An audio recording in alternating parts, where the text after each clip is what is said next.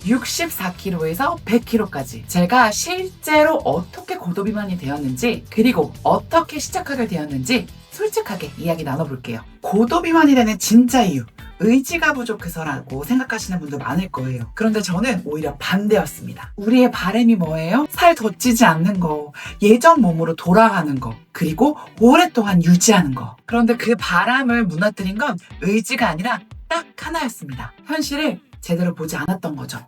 제가 100kg까지 살이 찐 이유는 단순히 많이 먹어서 때문만은 아니에요. 사진을 찍지 않았고, 전신 거울을 보지 않았고, 몸무게를 재지 않았습니다. 돌이켜보니 100kg가 될 때까지 딱 이 세 가지를 안 했더라고요. 우연히 찍힌 사진을 보면 살이 너무 쪄서 속상했고, 전신 거울을 보면 예전에 예뻤던 나는 없고 영락 없는 아줌마의 모습이 딱 있으니 너무 속상했죠. 그리고 대망의 체중계를 확인하는 순간 정말 무너질 것 같아서 그것만큼은 제가 확인하지 못하겠더라고요. 결혼하고 아이 셋 낳고 보니 어느 순간 옷이 맞지 않는 거예요. 그래도 출산하면 다 이렇지 뭐 라고 가볍게 생각했었죠. 그렇게 저를 위로하면서 남편의 옷을 꺼내 입기 시작했고, 그런데 얼마 지나지 않아 그 크고 좋았던 남편의 옷도 안 맞기 시작했어요. 그래서 이번에 빅사이즈 쇼핑몰에 3X 라지 옷을 구매하게 됩니다. 넉넉하게 잘 맞으니까 또 안심했어요. 그런데 솔직히 그 옷이 점점 작아지더라고요. 주변 사람들도 심각하게 걱정하기 시작했어요.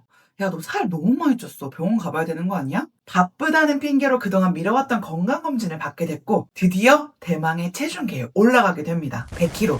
내 몸무게가 3자리라고? 처음에는 체중계가 잘못된 줄 알았어요. 그런데 눈으로 그 숫자를 마주하니 상황이 얼마나 심각한지 알게 되더라고요. 사실 제 몸이 갑자기 100kg가 된 건 아니겠죠. 아주 조금씩 변하고 있었는데 제가 확인하지 않았던 거죠. 유튜브 보면 체중계 확인하지 말아라, 체중계 숫자에 매달리지 말아라, 숫자보다는 눈바리가 더 중요하다, 이런 이야기 많이 하잖아요. 저도 동의해요. 그런데 체중계 숫자에 집착하는 것과 체중계가 무서워서 피하는 것과는 완전히 다른 이야기입니다. 왜 그런지 심리, 행동, 과학적인 이유로 설명해 드릴게요. 먼저 심리적인 이유예요. 우리는 왜 살이 찌면 사진, 거울, 체중을 피할까요? 당연해요. 마주하면 속상하니까요. 안 보면 그 순간은 되게 편하거든요. 그런데 그 편함의 감정이 함정입니다. 심리학에서는 불편한 생각이나 감정을 피하는 것을 바로 회피라고 말하는데요. 회피하면 당장의 속상함, 그 불안감은 사라질 수 있어요. 하지만 해결해야 할 현실이 사라지는 건 아니죠. 마치 카드 값이 많이 나올 것 같아서 명세서를 열어보지 않는 것, 그것과 비슷해요. 명세서를 열어보지 않는다고 해서 카드 값이 없어지는 건 아니잖아요. 한 5kg 쪘겠지? 많아도 한 8kg. 나 옛날에 다이어트 안 먹고 운동 열심히 해가지고 뺀 적 있어. 이번에도 또 뺄 수 있어. 저의 정확한 상태를 모르니 그 위험도 굉장히 작게 느껴졌고, 다이어트는 계속 미뤄졌죠. 두 번째는 행동적인 이유예요. 사람은 결과를 확인해야지만 자신의 행동과 그 결과를 연결할 수 있어요. 체중을 확인하지 않으면 내 상태가 어떤지 알 수 없고, 내가 어떤 음식을 먹었는지, 움직임이 줄었는지, 잠은 못 잤는지 나의 상황을 돌아볼 수 없어요. 체중을 확인하면 내가 그 전날에 무엇을 먹었는지, 일주일 전에 무슨 행동을 했는지 돌아볼 수가 있어요. 반대로 확인하지 않으면요, 작은 변화가 쌓여도 쉽게 알아차리지 못한다는 거죠. 저는 옷이 작아질 때마다 생활을 바꾸는 대신 더 큰 옷을 구매했어요. 사진에서는 몸을 숨겼고요. 거울에서는 몸 전체를 보는 게 아니라 얼굴만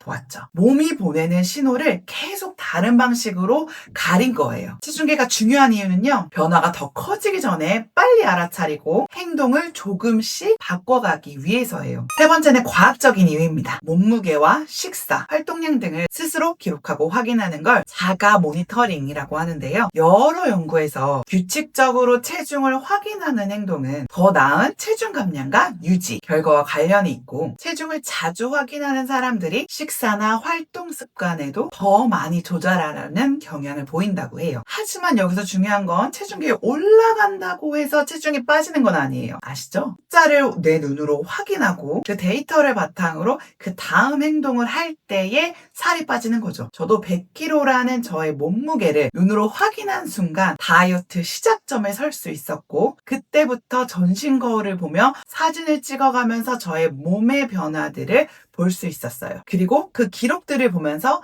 매일매일 바꿔나가기 시작했죠. 아침에는 공복을 유지했고요. 점심을 먹고는 10분이라도 걸었고, 저녁은 무작정 굶기보다는 푸짐하고 또 맛있게 먹을 수 있는 식단들로 저의 행동들을 바꿔나가기 시작했어요. 그렇게 현재까지 18kg를 감량했습니다. 물론 몸무게는 하루에도 수차례 바뀌죠. 그래서 하루에 1kg, 1.5kg, 2kg 쪘다고 해서 다이어트를 실패한 것도 아니에요. 몸무게를 재면서 가능하면 전신 거울도 같이 보고 가능하다면 사진도 찍어가면서 내 상태가 어디인지 꼭 확인해 보세요. 그리고 체중을 잴 때마다 심각하게 불안해지거나 극단적으로 굶게 되시는 분들이라면 매일 재지 않으셔도 됩니다. 제가 말씀드리고 싶은 건 숫자의 노예가 되지 말라라는 뜻이에요. 내 상태를 외면하지 말자라는 거예요. 혹시 마지막으로 몸무게를 잰 게 언젠지 기억나시나요? 전신 거울을 피하고 사진을 찍을 때마다 몸을 숨기고 계시진 않으신가요? 과거의 저처럼요. 그렇다면 오늘 당장 굶거나